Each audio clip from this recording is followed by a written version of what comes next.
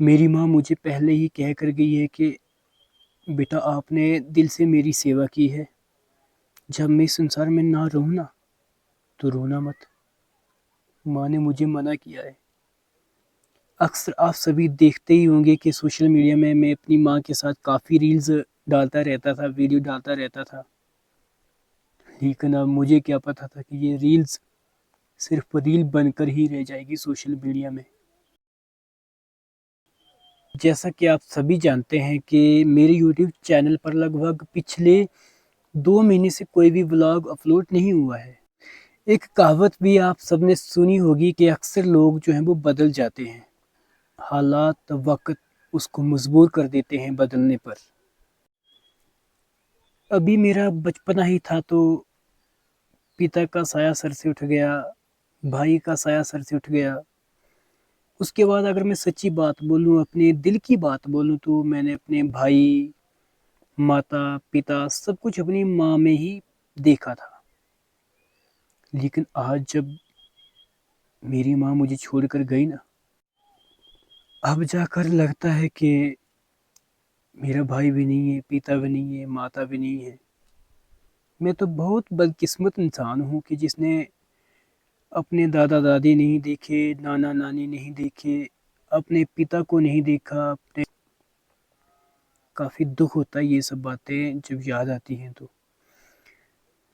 اکثر آپ سبھی دیکھتے ہی ہوں گے کہ سوشل میڈیا میں اپنی ماں کے ساتھ کافی ریلز ڈالتا رہتا تھا، ویڈیو ڈالتا رہتا تھا، لیکن اب مجھے کیا پتا تھا کہ یہ ریلز صرف ریل بن کر ہی رہ جائے گی سوشل میڈیا میں۔ خیر، کیا دوش دے سکتے ہیں بھگوان کو بھی۔ بھگوان کبھی بھی کسی کے ساتھ غلط نہیں کرتے ہیں۔ سب ہماری قسمت کا ہی کھیل ہے، ہماری مقدر میں جو لکھا ہے وہ ہو کر ہی رہے گا۔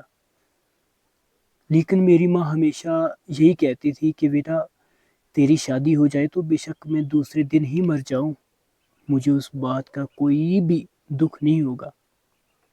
لیکن بھگوان نے میری ماں کی وہ بھی مراد پوری کی۔ میں بھگوان کا بھی شکریہ ادا کرتا ہوں، اور جنہوں نے کنیا دان کیا میں ان کا بھی بہت بہت شکریہ ادا کرتا ہوں کہ جنہوں نے ہماری مجبوریوں کو سمجھا، میری ماں کی مجبوریوں کو سمجھا اور میری ماں کی خواہش جو تھی اس کو پورا کیا۔ بہت ہی سبھاگیہ کی بات ہوئی ہے ہمارے لیے، کیونکہ میری ماں کی بس یہی خواہش تھی کہ جیسے کیسے شادی ہو جائے۔ ماں کو بھلانا میرے لیے آسان بات نہیں ہے۔ میری ماں مجھے پہلے ہی کہہ کر گئی ہے کہ بیٹا آپ نے دل سے میری سیوا کی ہے، جب میں اس سنسار میں نہ رہوں نا تو رونا مت۔ ماں نے مجھے منع کیا ہے،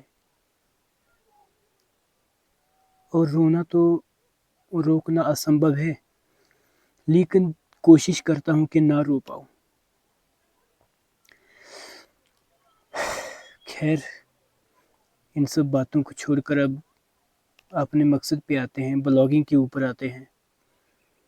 اگر ابھی بات کروں بلاگنگ کی تو کیمرہ اٹھانے کے لیے بالکل بھی ہمت نہیں ہو رہی تھی، لیکن آپ سب کمنٹ کر رہے تھے کہ ہم آپ کے بلاگ کا اکثر انتظار کرتے ہیں۔